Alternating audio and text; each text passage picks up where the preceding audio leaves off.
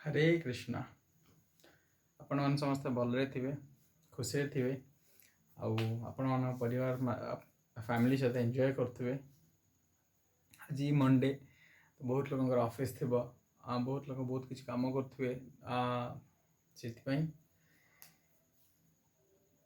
आपण मानू आज टे थकामी अनुभव करूँ। आप कहीं नथिबे तो काली मैंने आप सब वीडियो देखिए।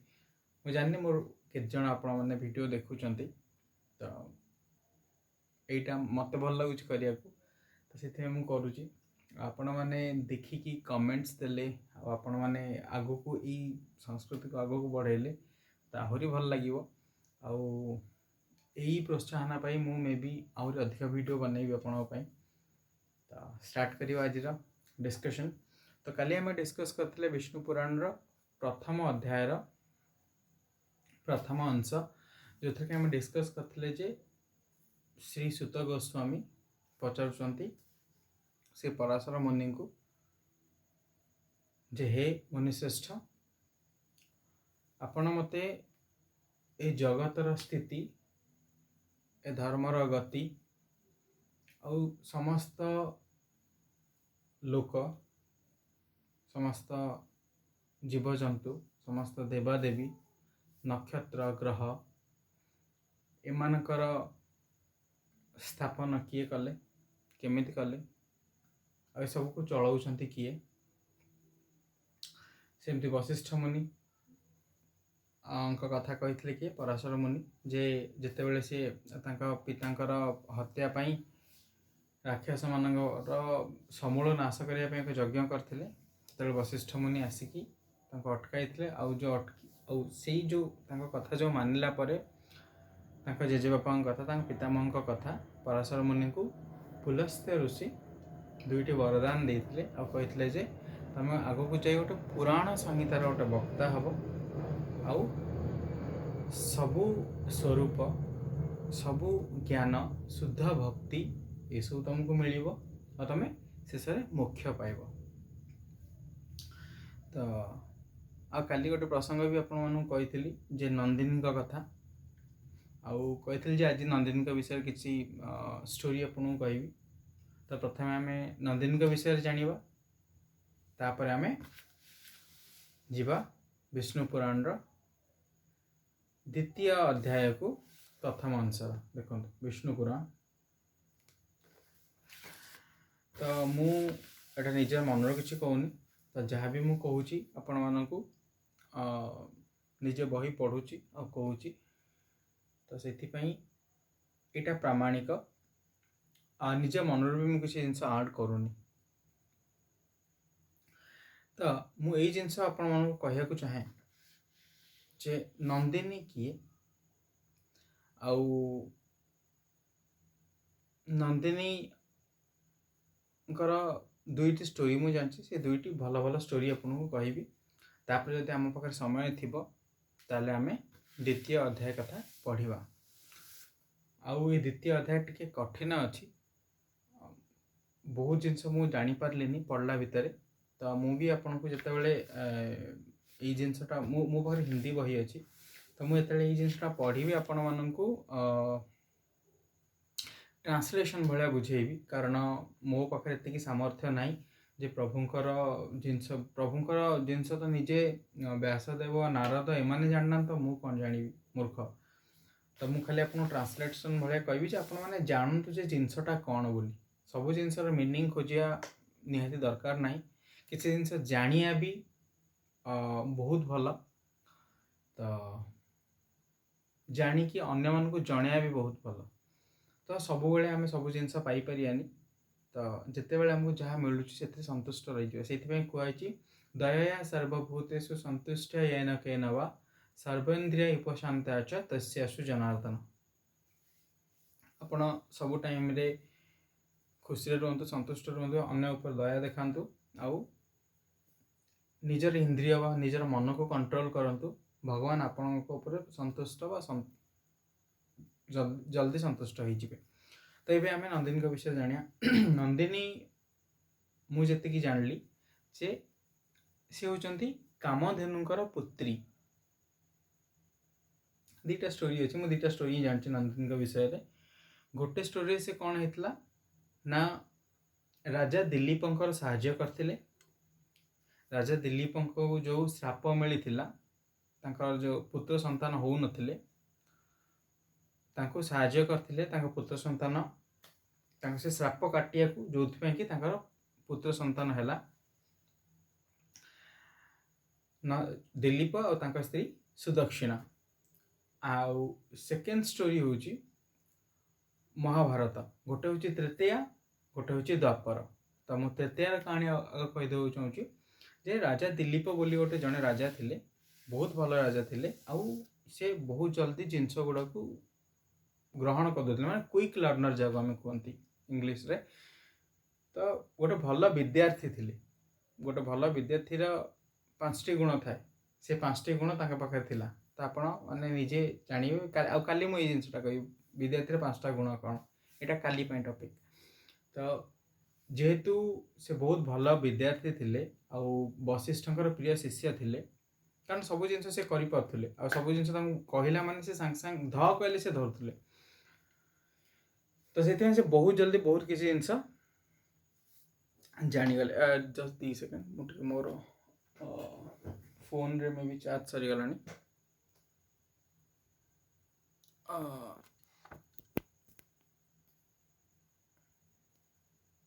Just a second.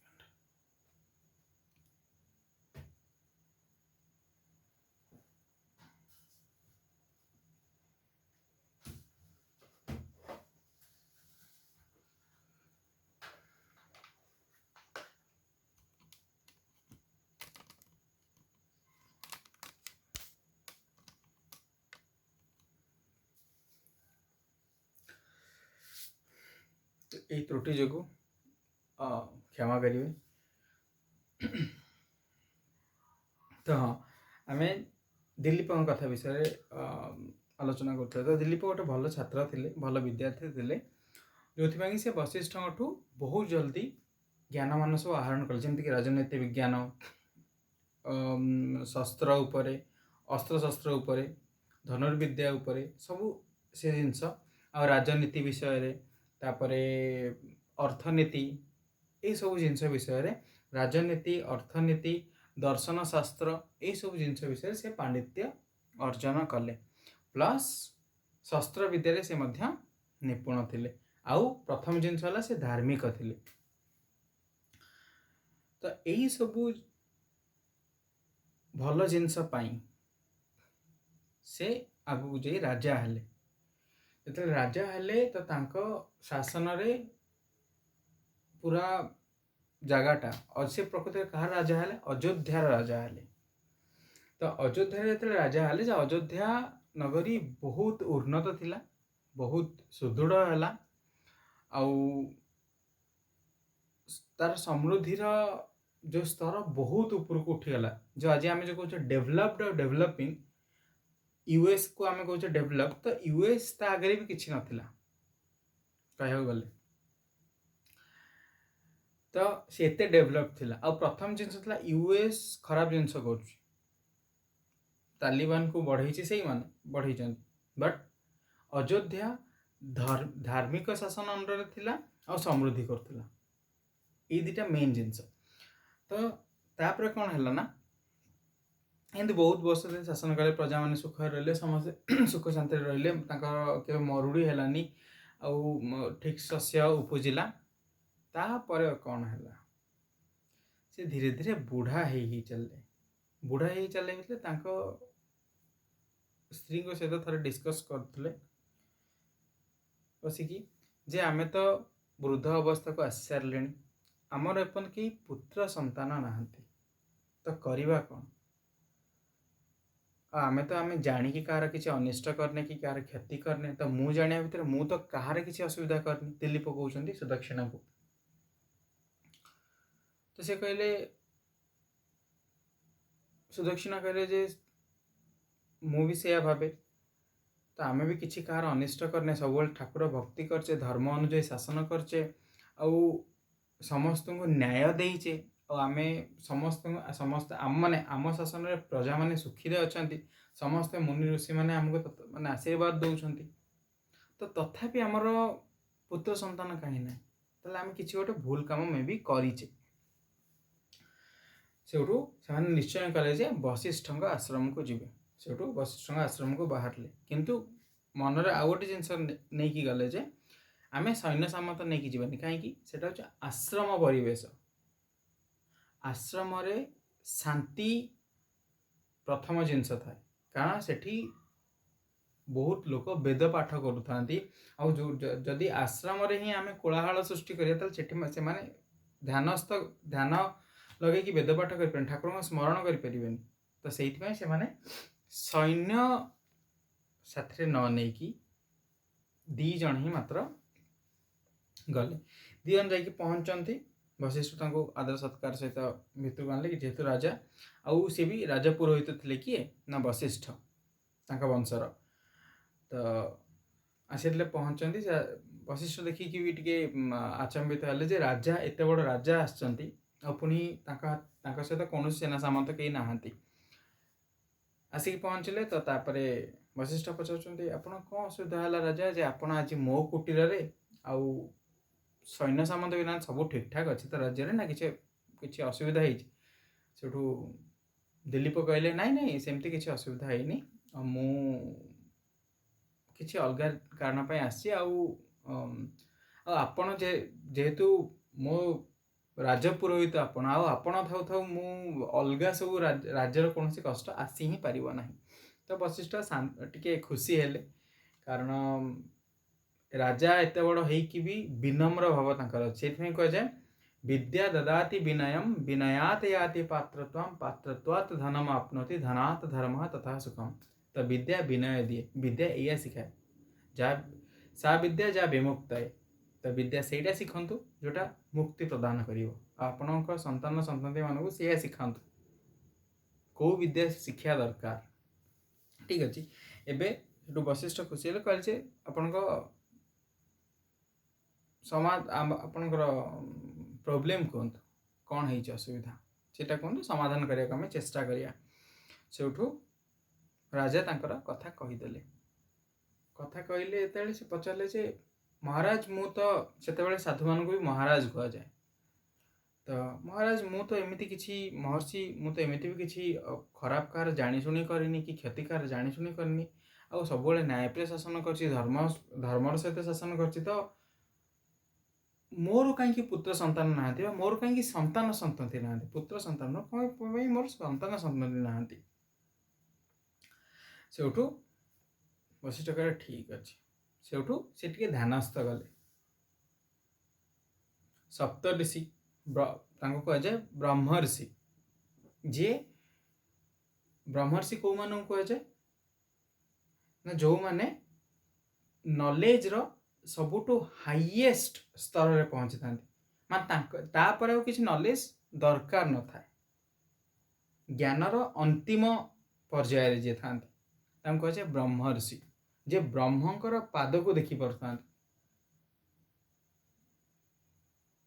ଯେ ବ୍ରହ୍ମଙ୍କର ପାଦ ଦେଖିବା ବି ବହୁତ ବଡ଼ କଥା। ସେଇଟା ପଛରେ ଆମେ ଡିସ୍କସ୍ କରିବା, ଯେ ବ୍ରହ୍ମର୍ଷି କ'ଣ, ମୁନି କ'ଣ, ସ୍ଥିତପ୍ରଜ୍ଞ କାହାକୁ କୁହାଯାଏ, ମହର୍ଷି କ'ଣ, ଦ୍ୱିଜ କ'ଣ, ଏସବୁ ଜିନିଷ ଆମେ ଆଉ ଗୋଟେ ଭିଡ଼ିଓରେ ଡିସ୍କସ୍ କରିବା। ତ ଏବେ ସେଠୁ ବଶିଷ୍ଠ ଧ୍ୟାନସ୍ଥ ଯେତେବେଳେ ଗଲେ, ସେ ଦେଖିଲେ ଯେ କିଛି ଗୋଟେ ତ୍ରୁଟି ଅଛି, ଯେଉଁଟାକି ସେ ଧ୍ୟାନ ଭଙ୍ଗ କଲା ପରେ ଟିକେ ହାଲକା ହସିଲେ, କିନ୍ତୁ ତାଙ୍କ ମୁଖମଣ୍ଡଳରେ ବି ଟିକେ କ'ଣ ଜଣାପଡ଼ୁଥାଏ ନା, ଦୁଃଖ ଟିକେ ଜଣାପଡ଼ୁଥାଏ।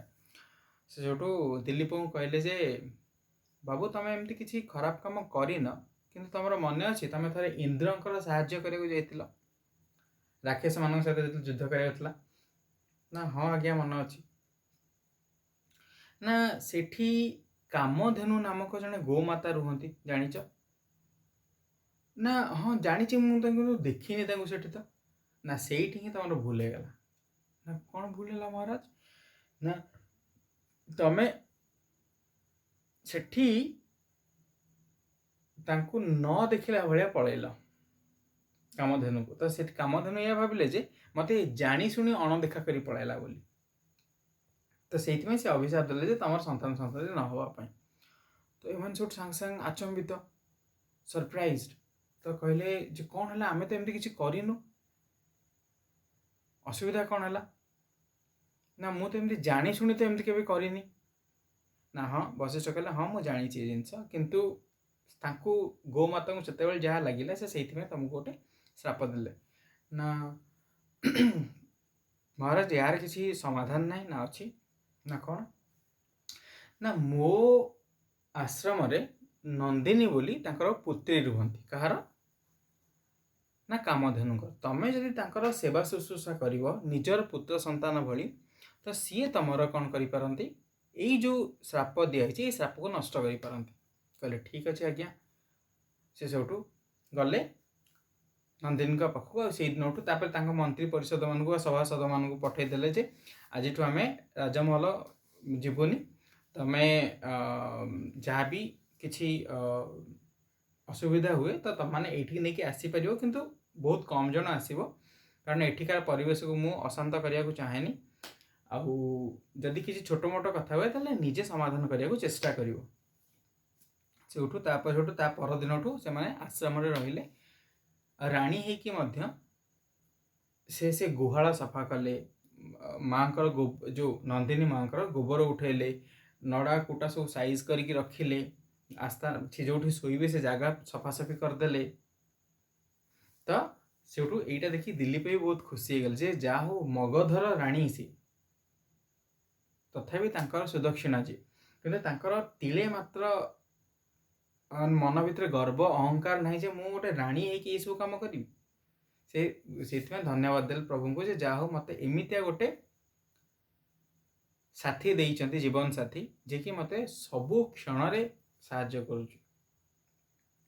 ଆପଣମାନେ ଶିଖନ୍ତୁ ବି ଏଥିରୁ କିଛି ଜିନିଷ, ଯେ ଆପଣମାନେ ଆପଣଙ୍କ ସ୍ୱାମୀ କିମ୍ବା ସ୍ତ୍ରୀମାନଙ୍କୁ କିପରି ସପୋର୍ଟ କରିପାରିବେ। ତାପରେ ସେଇଠୁ ରାଜା ଦିଲ୍ଲୀପ ଚରେଇବାକୁ ନେଲେ।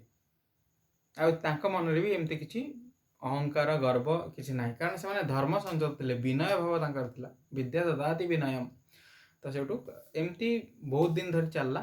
ଗୋଟେ ଦିନ କ'ଣ ହେଇଛି ନା ନନ୍ଦିନୀକୁ ଯେତେବେଳେ ନେଇକି ଯାଉଛନ୍ତି ଜଙ୍ଗଲ ଚରେଇବାକୁ ଅବଭିୟସଲି, ତ ସେତେବେଳେ ଇଏ ଦୌଡ଼ିଛନ୍ତି 22, ସେତେବେଳକୁ 22 ଦିନ, ମାନେ 21 ଦିନ ସରିକି ଆଜି ମାନେ ଯେଉଁ ଦିନ ନେଇକି ଯାଉଛନ୍ତି ସେଟା 22 ଦିନ।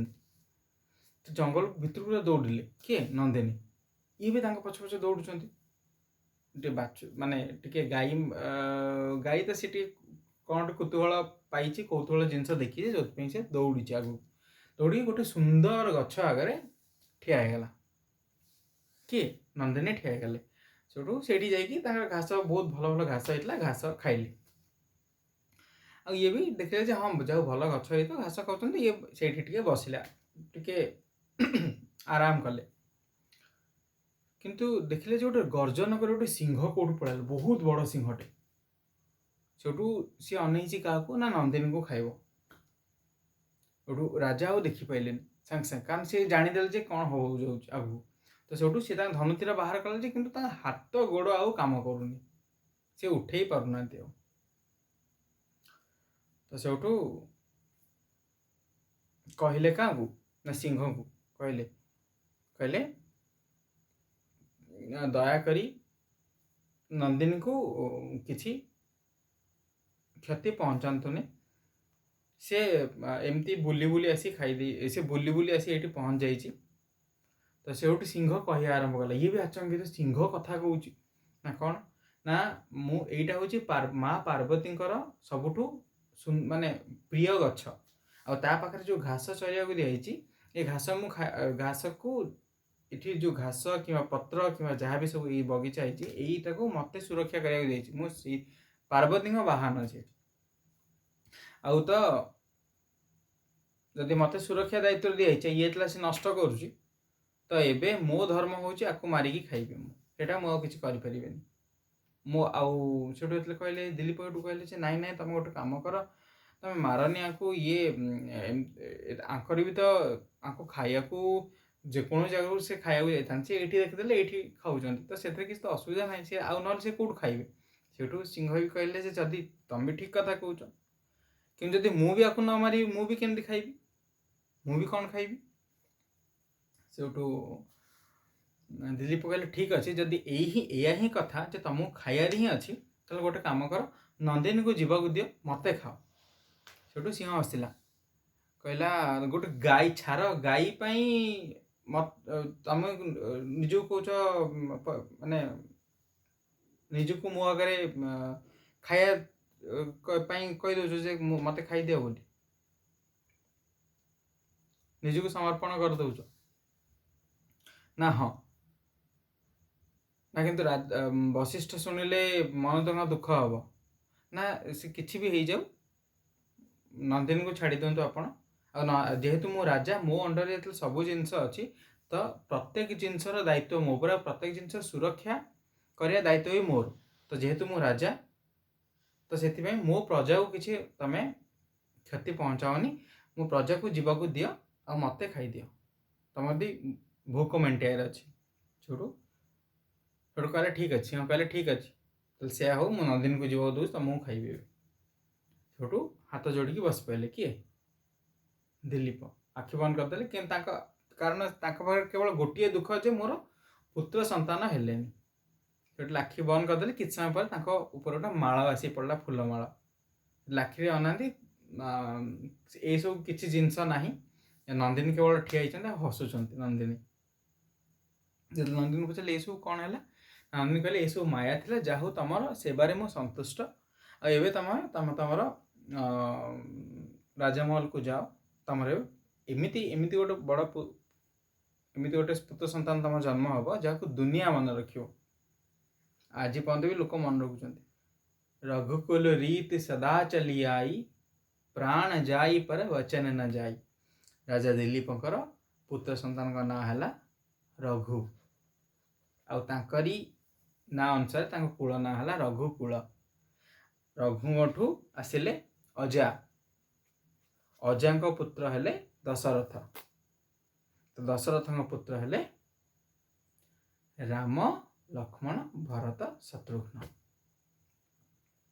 ତ ଆଗ ଦିଲ୍ଲୀପ, ତାପରେ ଆସିଲେ ରଘୁ, ରଘୁଙ୍କ ପୁତ୍ର ଅଜା, ଅଜାଙ୍କ ପୁତ୍ର ଦଶରଥ, ତ ଦଶରଥଙ୍କ ପୁତ୍ର ହେଲେ ରାମ, ଲକ୍ଷ୍ମଣ, ଭରତ, ଶତ୍ରୁଘ୍ନ। এইটা ହେଲା ଗୋଟେ ଷ୍ଟୋରି। ସେକେଣ୍ଡ ଷ୍ଟୋରି କ'ଣ? ଦ୍ୱାପର ଯୁଗର କଥା। ବଶିଷ୍ଠଙ୍କ ଆଶ୍ରମରେ କ'ଣ ହେଇଛି ନା, ବସିଛନ୍ତି, କେତେ ଏ ନନ୍ଦିନୀଙ୍କ କଥା ସବୁ ଶୁଣି ଜାଣିଛନ୍ତି ନା, ସବୁ ଚାରିଆଡ଼େ ଫେମସ୍ ନନ୍ଦିନୀ। ତ କେତେଜଣ ବସୁଥିଲେ, 8 ବସୁଥିଲେ। 8 ବସୁ କ'ଣ କଲେ ନା, ବଶିଷ୍ଠଙ୍କ ଆଶ୍ରମରୁ ନନ୍ଦିନୀକୁ ଚୋରେଇକି ନେଇକି ପଳେଇଲେ, ଯୋଉଥିପାଇଁ କି ବଶିଷ୍ଠ ତାଙ୍କୁ ଅଭିଶାପ ଦେଲେ ଯେ ତମେ ମାନେ ସବୁ ରାଜା ଶାନ୍ତନୁ ଆଉ ଗଙ୍ଗାଙ୍କ ପୁତ୍ର ହେଇକି ଜନ୍ମ ନେବ, ଆଉ ଏଇ ମଣିଷ ଜନ୍ମରେ ଏଇଠି ହିଁ ସବୁ ଭୋଗିବ।